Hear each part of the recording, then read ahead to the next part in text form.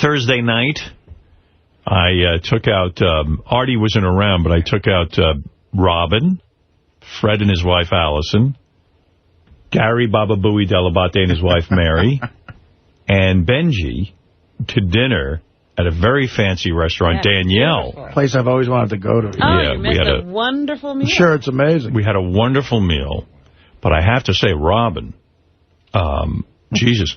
So anyway, we're having dinner. What did I do? I'm gonna give it to you a little bit. It was a tease. No, well, I will comment on the entire dinner, and we had a great night. Don't let this. Raspberry on you. Yeah, but anyway, so we go to dinner. And you're not going to comment on Robin. Well, Benji, I got plenty to say. But you're taking top billing this today. I can't even imagine. What did I do, Fred? I'm going to tell you. I'm going to guess it's about your veganism. Somehow.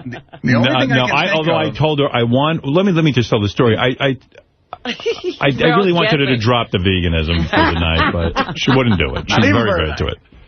Anyway, we had a great time. So, Robin is a wine expert. Right. And I said to her, listen, Robin, I'm going to give you the wine menu. Pick out a wine for us to drink. And Robin picked out a beautiful wine. They served it. It was delicious. And the waiter comes over to me, would you like to continue with this one? I said, sure, if Robin picked it, that's what she wants, that's what we'll have. Well, that's why I sent him over to you. I said, you ask Mr. Stern if he wants to continue. Yeah, sure. With this. I mean, absolutely, it was delicious. So, we're getting toward the end of the meal. The waiter comes over, and he hands everybody at the table an envelope. I open up the envelope, and it's the actual label to the bottle of wine to show you what you have. I've been to Danielle a couple of times. They never do that. I said, uh-oh. What the fuck is going on here? Why are they giving me the... Maybe because they know this is my crew and this is important to me. Well, the bill comes. Gary was looking over my shoulder. Now, he just told me this.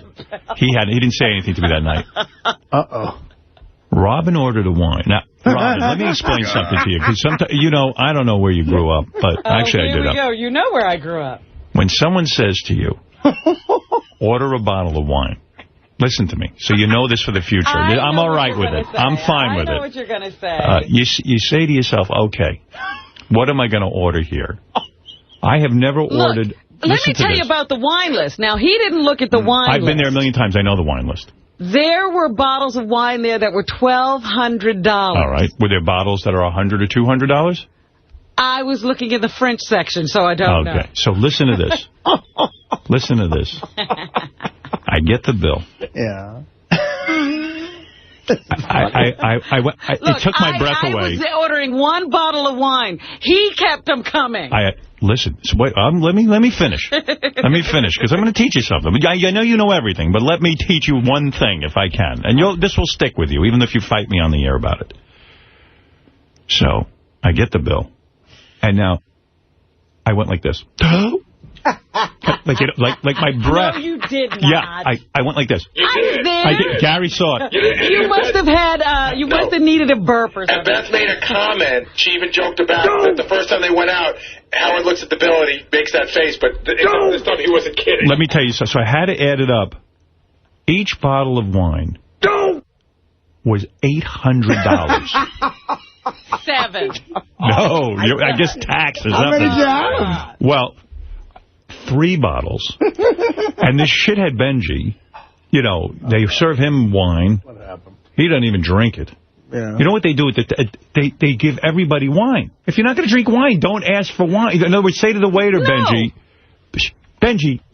I don't drink. You got to be specific with that, too, because they'll keep it coming. That's a good point. You don't know. First of all, your manners are ridiculous, but I'm going to tell you about Benji. Robin's in trouble, but you're in real big trouble. So anyway. It was good wine. Let me ask you this. When you are invited to, I remember a story. Tom Chiasano took a client out to a lunch or a dinner and said, order a bottle of wine. Right. The client ordered a $600 bottle of wine. He came back, he goes, that motherfucker. If I wasn't paying for it, you think he'd ever order a $600 bottle of wine? Now, I've never ordered an $800 bottle of wine in my life. It must have been good. Well, I would say to you, if I was doing that, I would have ordered that wine. You are insane. Okay. You're a high roller. It's one night. Wow. Now, not every night. Let me ask you something. The wine bill alone was over $2,400. Oh, man. Wow. I didn't tell them to keep bringing it. Well, Listen, I said to myself, Robin knows. I figure you know.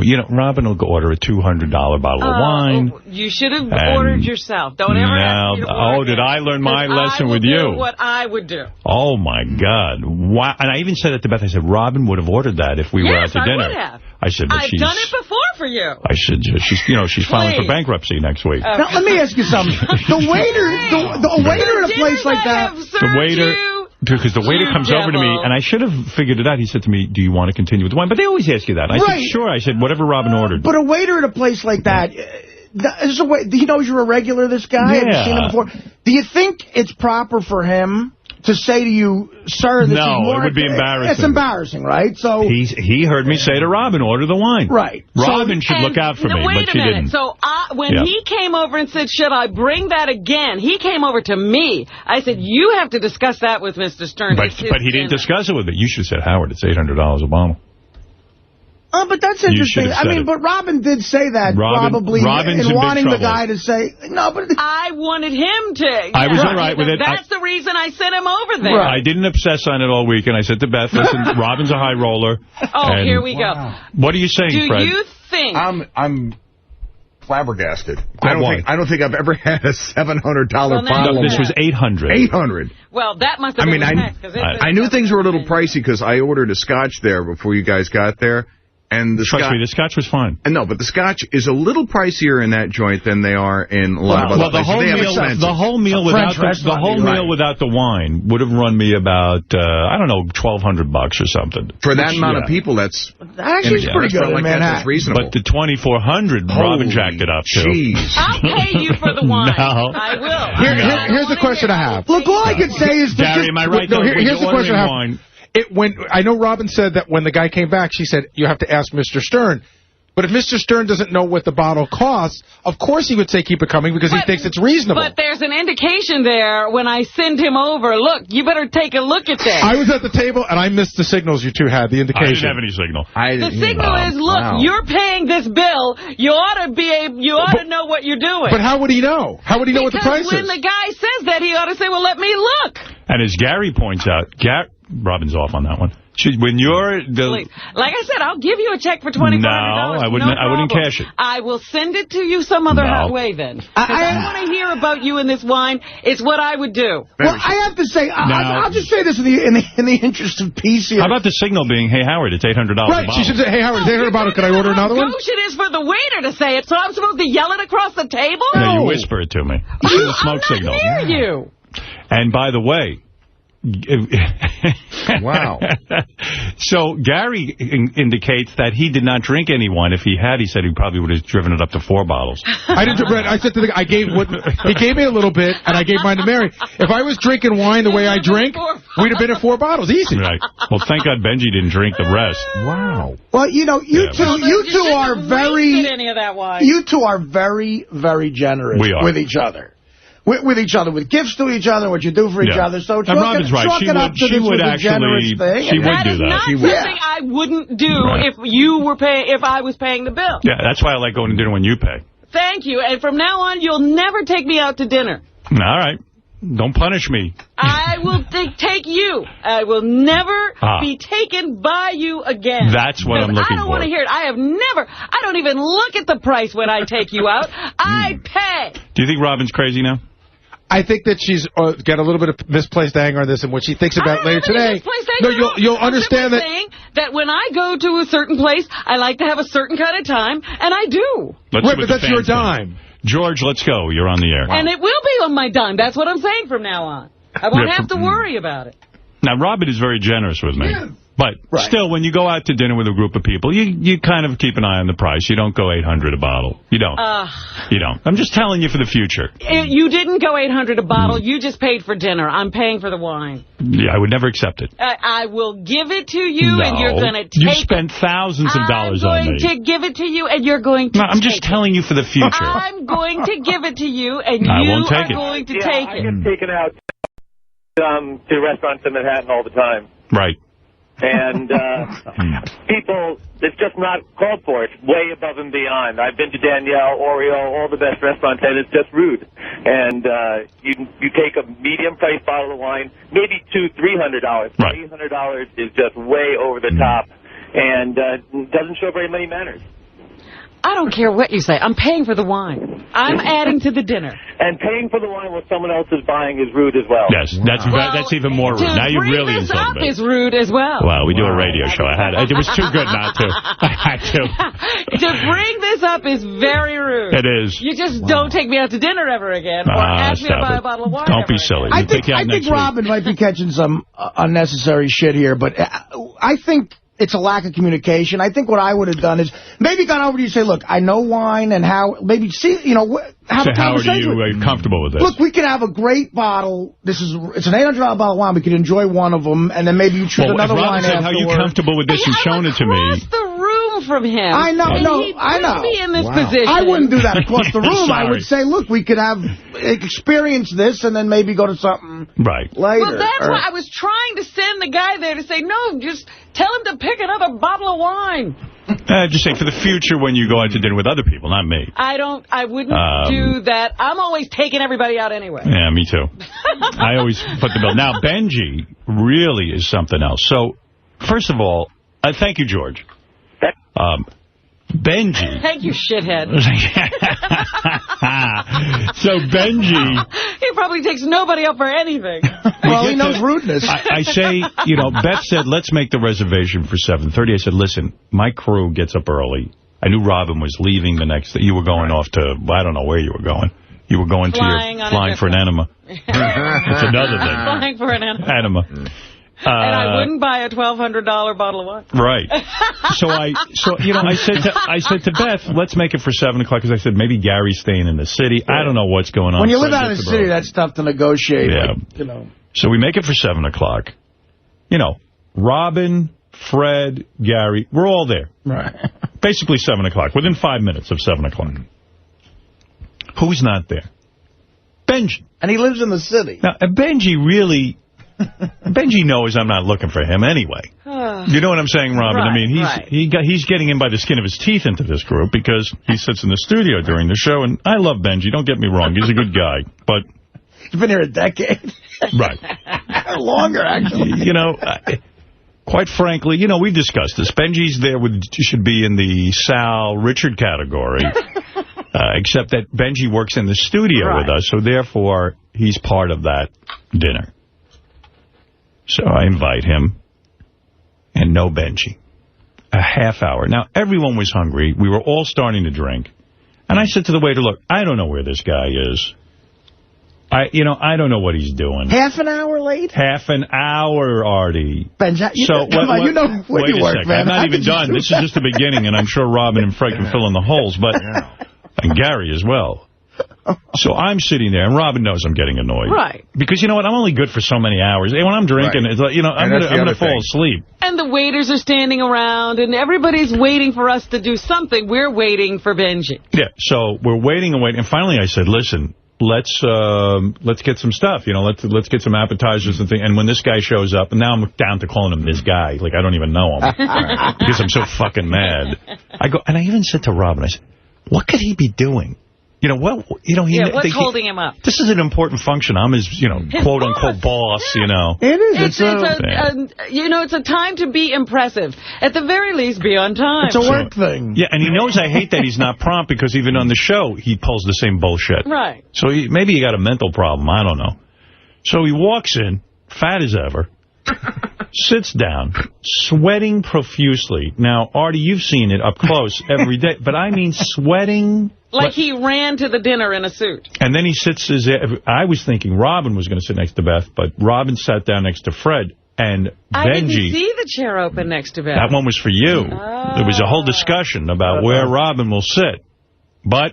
When Benji showed up, I was like, where's he going to sit? And then I saw this, he, sat there. And without Benji, you could easily have leaned over and showed Howard the price of the wine. Yeah. Exactly. Benji. That's Benji's fault that this all happened. So Benji sits down. There's a deflection. Sweating profusely. Where were you? And his answer was, Gary, what was his... Fred, do you know? I know his exact answer. Go ahead, Robin.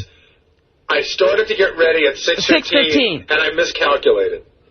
Yeah. Now, the guy has to throw on a suit and come here. I mean, yeah, who knows what getting ready is, but he didn't get ready until 6:15. Start to get ready until 6:15. So, like a chick, he shows up late, like I'm on a date with this guy. Then he shows up, and so the meal is delayed. But 7:30 dinner? 7 o'clock dinner. All right. 6:15. He shows up 7:30. So he orders a dinner. Now, this fucking guy is so fat. I mean, how much you weigh now, Benj? About 235. Okay, 235. Shows up. He's not going to order an appetizer. He's not hungry, he says. Now, I said, Benji... he's making all kinds of hubbub. Yeah, like a whole thing. I go, Benji, look at the size of you. Stop lying that you don't eat. Yeah, what do you mean you don't eat? What do you mean? What are you talking about? You're not going to have an appetizer. Do what everyone else is doing. Just fucking fit in. So he's carrying on. So he calls attention to him. So I told him, so he orders an appetizer. What'd you get, the tuna tartare? Yeah. Okay. I remember, I was more obsessed with, I don't know what I ate, but I know what this fuck ate. And he orders tuna tartare, which he barely touches. And by the way, the other time I took him to dinner was Nobu, and he wouldn't eat any fish. Okay, so now he's ordering tuna tartare. So now at the table he orders fish, tuna tartare, and he orders a trout or something. I don't know what he ordered. A bass, some bullshit. It was and a the whole choice of fish. You know, and then all of a sudden he goes, I love fish. I love fish. I love it. And I'm remembering at Nobu, he didn't love fish. Now, this place has meat. This place has everything. They'll serve you a fucking duck and a pig and a chicken. They'll serve you game. They'll serve you anything you want. They'll kill a lion for you and cook it. I love fish. All right. You don't love fish. You don't eat fish. At Nobu, you wouldn't eat fish. That's the greatest fish place in the country. That's not true. I ordered a fish at Nobu. I had salmon at Nobu. Okay. All right. So he goes, I love fish. I love fish. No, because you were yelling at me that I wasn't eating. Wait. I said, this is great. So we start eating dinner. Everyone's done with dinner. Benji's whole plate of fish is still there. Completely there. No. So I go, Benji, what's the matter? Don't you like it? I love fish. I love fish. The waiter comes over, he says, can I clear the table? Benji goes, no, I'm still eating mine. Now, Howard, can I just give you a timeline on that? Yeah. So, Artie, you've been at dinner with Howard. You know, Howard likes to move things along. So Howard claps his hands and says, let's order dessert, which is the signal to let's clear the table. Benji hasn't eaten anything yet. When the waiter comes, he says, can I take your plate? Benji's in the middle of the story. He goes, no, I'm going to wait. So now Howard's dying to move it along and have dessert, and Benji's talking and not eating. Like, Benji can't read a signal. Benji cannot read. He can't. Why is he not eating? He can't read the signal that everyone's exhausted. Howard, I like you. Yeah. But I don't give that much of a fuck. Yeah. Well, you know what, though? Honestly, Benji, if you're going to get ahead in life, you got to read signals at a table. You're there with a bunch of coworkers, and you're sitting there. You're not eating. You never ate your fish. We waited 10 more. We waited 10 more minutes. I didn't want to order an appetizer because I didn't. Benji, we all were done, and then you said you told the waiter to hold off on desserts for 10 minutes. I didn't tell him to hold off. Yeah, you said I'm still eating. That means they're not going to order dessert, and you didn't eat the rest of your fish. You fucking sat there with it. Fucking return the fish. You are bullshit. Gary was going insane too, and I'm not the only one. And believe me, Robin hates you. She just won't say. I didn't even know why he was there. Oh, Benji knows that. He's just annoying. Gary, help me out here. Will you explain the world? No, seriously, here's what happened. Just give me 2 seconds. No. Give me 2 seconds, and then you can talk. Give me 2 seconds. Funny. Go, Gary. Dude, you got to learn not to give so much a fuck. Just sit down, have a nice time. But it's his dinner. You didn't give a fuck that you're a half hour late and you're sweating all over the goddamn table? What's with you? What are you sweating from? I'm another. Wasn't it like 17 degrees that night? Yeah. I mean, it was pretty chilly. Yeah, it's hard to work up a sweat. Yeah, I'm sorry, Benji. The world doesn't revolve around you. The dinner was for 7 o'clock. To say you can't come. I sweat to piss you off. Why did you show up at 7:30? First, well, I got there at 7:20. No, you didn't. I did. You didn't. Go ahead, Gary. No, I think it was 7:30. Here it is, Benji. Seriously, I know what you're saying about Howard should relax and all that stuff, but you understand, A, he's your boss, B, he invited you to dinner. So if you're going to go to that dinner, there's going to be a certain way things run. If you don't want to deal with that, you probably should just not come. But once you come and you realize it's Howard, you know how he gets. Benji, he goes like this. This is exactly how he goes. He goes, all right, let's order dessert. And that went right over your head. Yeah, always. And so you were telling a funny story And they did come to You know why? Because Benji entertains no one. He doesn't care about anyone. And when someone he doesn't sit and pick up signals. I know people like Benji. They're the most annoying people. They've been so pampered in life and so babied that they don't pick up on what's going on at the table. Robin had finished. Fred had finished. Yeah. Everyone was sitting there. It was time for me as the host to move the evening along. The waiter was looking toward me to find out, should I clear the table? And you're the only asshole who's sitting there, and you didn't even finish. Your food must have been cold by then. Right. I was enjoying it. It was cold, Robin. I put my finger in it to touch the temperature. Benji, you were at my house that night.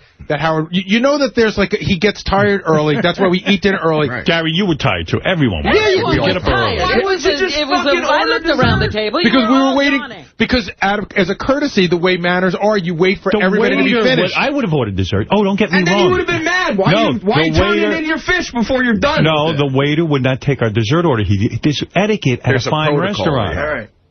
You were holding up the table. At least eat your fish. I thought we had a good time. We had a good time. Not you. We had a good time without you. When you showed up, things got horrible. All right. We had a good half hour before things got bad. No, we had a nice time. I enjoyed your company. I loved being there with you. You were fine in conversation. I mean, listening to your unbelievable sex life, which I don't believe a word Was there more of that? I got to tell you, my wife... I thought we got the guy's version at Nobu. No. He went into... Benji loves to talk about his sex life. Mary turned around to me, she goes, Is that real? possible? Yeah, is it real? And I go, I think it is. And she goes, that's really disgusting. She likes you, Ben, but she was sort of creeped out. Benji's up to like really dangerous behavior. Like Benji's going to get killed. Yeah, he's the female version of looking for Mr. Goodbar. Like Benji, one story about his sex life is he goes on these, Craigslist or whatever they are, and he, some guy invites him to his hotel room to fuck some girls in front of him. And, he's going into strange hotels. Right. He doesn't know who these people are. Yeah. He's in a strange location, and nobody knows he's there. And when he shows up, doesn't the guy go, I don't want to watch you fuck anybody. And the girls don't want to fuck you. That guy must really be I said, did that really happen? Yes. And I said, Benji, aren't you worried? And he goes, yeah. But did you fuck a girl in front of a guy? Yeah. Wow, that and he said the girls were a stranger at a hotel. They were models, right? He didn't come on my chest or anything, but yeah. Were they models?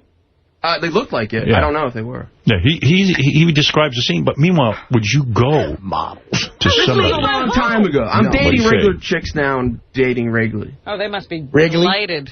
Well, anyway, so, Gary... And that guy, and I won't say, but he is famous, and that guy, if you want to, I would reveal. Don't do that. No, don't do me. What, the guy who watched you? That night at the dinner. Total coincidence. Stop. Yeah, no, he doesn't know who I am. He doesn't know I know him. I don't want to. Oh, I think I know who he is, actually. No, you don't. I think you told me. No, I didn't. Okay. Was it Sam Ben Ruby? No. Anyway, so... No, Sam would know Benji. Right. Sam would know Benji out. I got to tell you. Wow.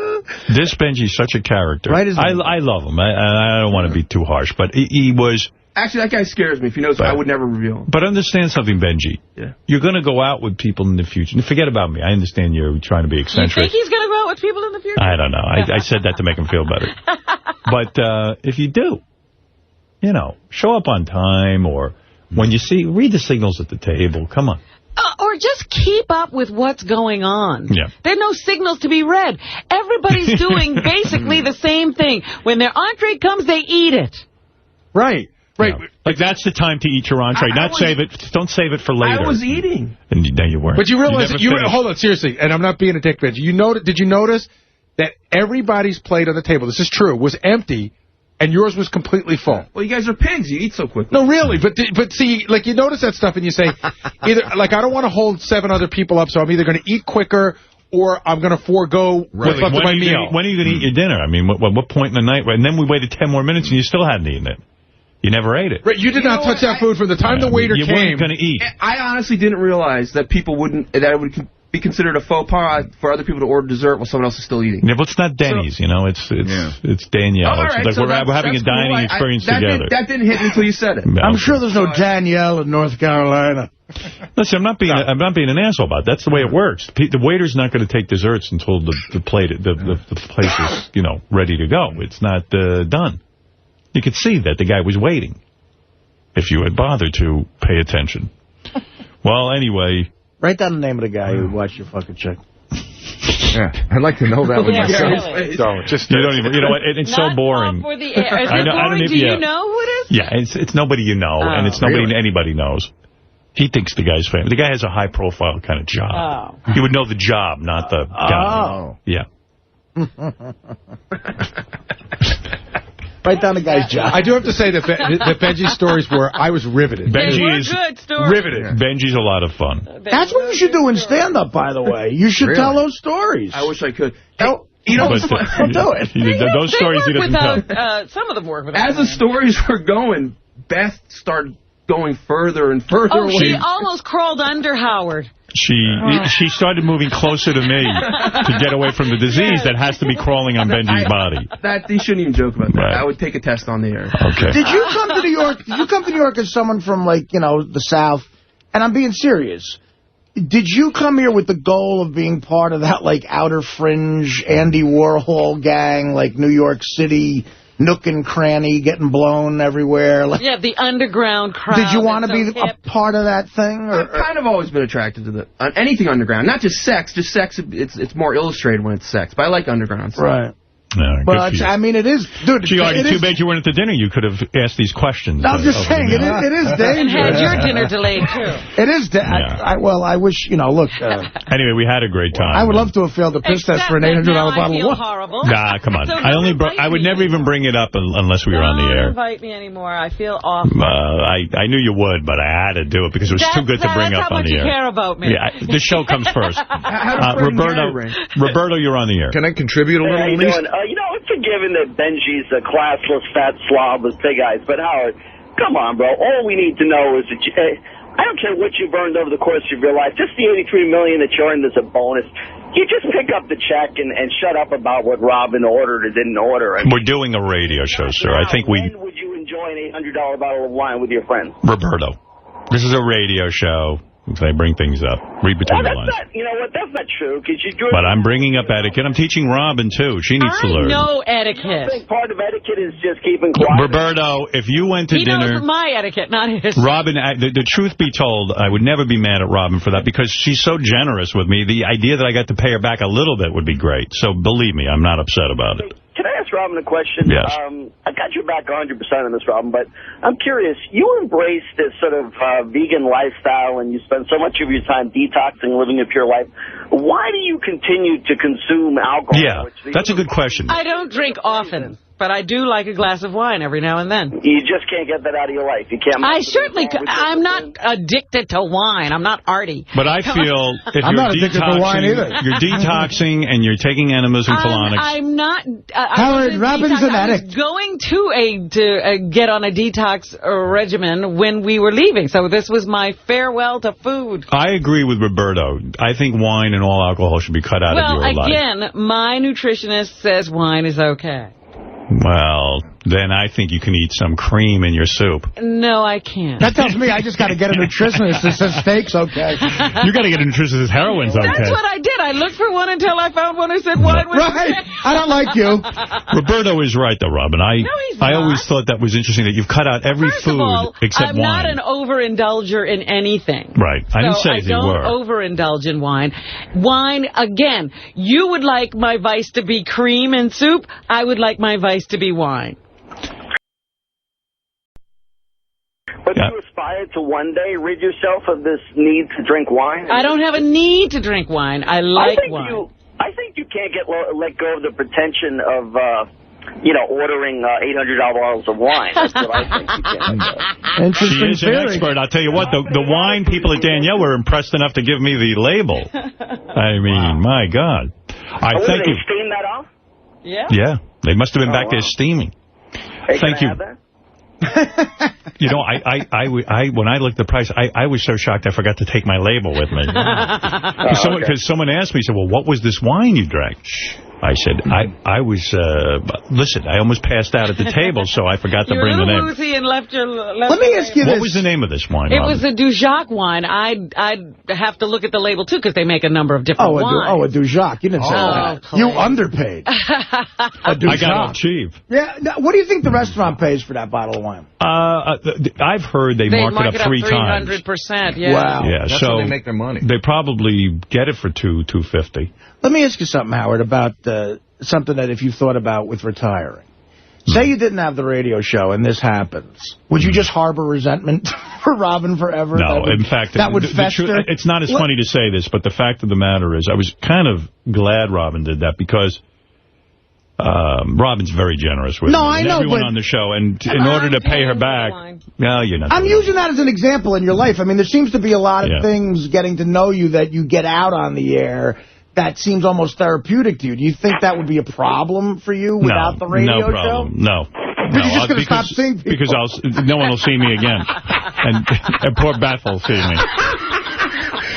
Trust me. No, Rob and I will see for life. And, right, I'm sure you will. And Fred, but not Benji. I mean, once I retire, I will never see Benji again, I'm sure of that. Benji, when's the last time you did that? You went to a weird sex situation? Be honest. Like you went to an apartment from that bullshit. It's happening all the time. Well, he claims he's not doing that anymore. He is, though. Howard, what is that all about? I mean, I'm dating regular chicks. No, but I mean that whole, like, dangerous, like... What is it about? What is it about? You're looking at a guy who can't get laid, so the only way he's going to get laid is through some freaky scenes. I think he actually can get laid, but I mean the whole has to be like almost like on a tightrope with almost like with a gun to your head. Listen, what normal person who values their life?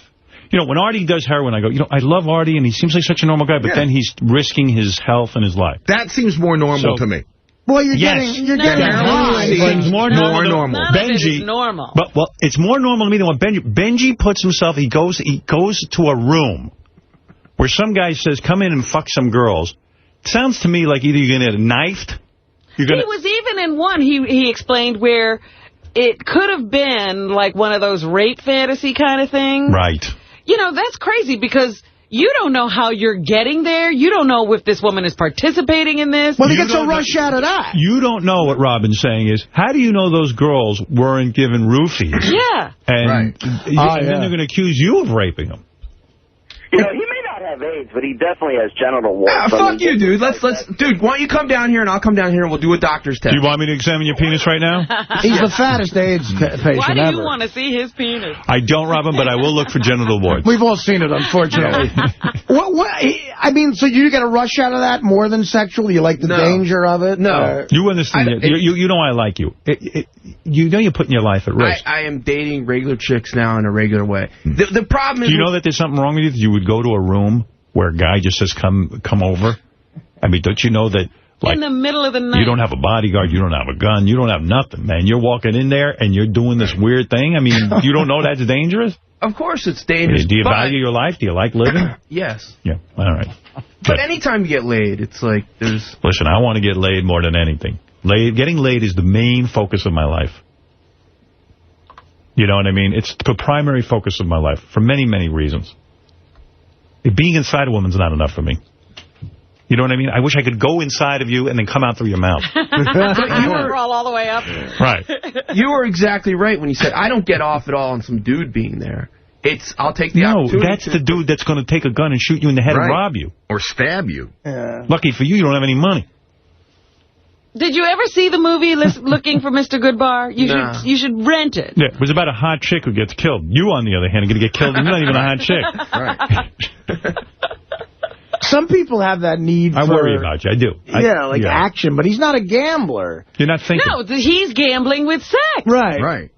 But it's more of a sexual thing. Like at the end of the movie, the Gambler with James Caan, he wins his bet and he needs more danger in his life. So he goes to like a drug den and tries to get into a knife fight with a big bouncer. Like he needs that action. Yeah, but it's the same as Looking for Mr. Goodbar. She finally winds up with a guy who's mental and clubs her to death. Right. But it's sexual. It's not like a gambling. Yeah, but Benji's is sexual. You know, like she didn't know who she was taking home either. See, I don't know if Benji can turn that off then. Like if you can't turn off, I'll tell you why.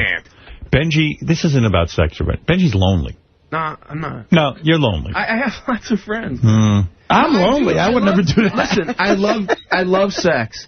And it is hard because anytime you're home, you could just go out and get laid. Wouldn't it be safer than to go to a stranger's house? At least go to a well-known high-end prostitute where at least you could... I know it sounds crazy, but then it doesn't feel like it's... I don't get off on that because... See, that's the danger. I don't feel like I'm earning it. Oh, okay. Benji said something to me once. I don't think he's going to care about this, but we were in... I mean, it was something that... It kind of creeped me out, but it didn't. And it goes along the lines of this. Maybe you remember this. The last time we took the show to Vegas, we landed on a private jet, and it happened to be the day of rehab at the Hard Rock with all the strippers.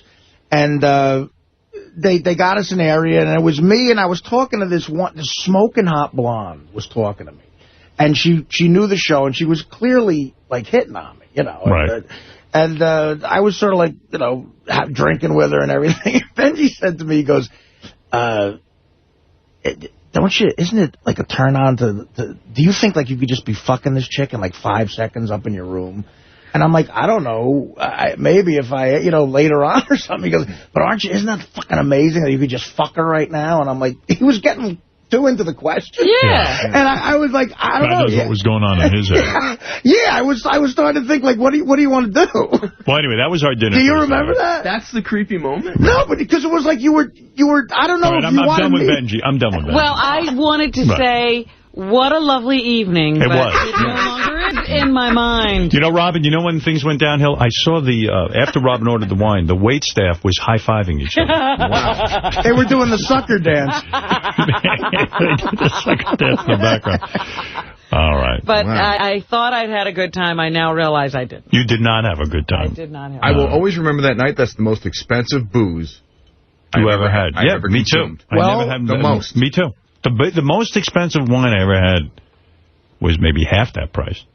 Howard, I never even had anything half that. Do you think, because I'm going to ask Robin this too. Well, again, if they're marking things up maybe it was 3 times, you're drinking the wine I brought you. Was really a $250. Well, you're not $250. No, getting that I'm wine saying at Costco. it was retail wine. Right. The wine I bought you for a present, each bottle is more expensive than the wine you drank. By the way, did you hear Gary going off on you on the wrap-up show? Oh, my God. Did you hear that that all about? Did you hear it? Now what? Oh, my God. Hey, Howard, real quick before we end this. I'm now giving up wine because it causes too much trouble. You with wine, you got to hear Gary from the wrap-up. But, Dominic, what did you want to say real quick? How do you know that Benji's really doing all this? Because I don't. Think about this for one I believe him. No, Well, everyone at that table, he was shocking some women that would never, ever think of this type of behavior, would find it disgusting. And for a moment, he makes himself the most important person at the table. Mary, certainly, Robin, right.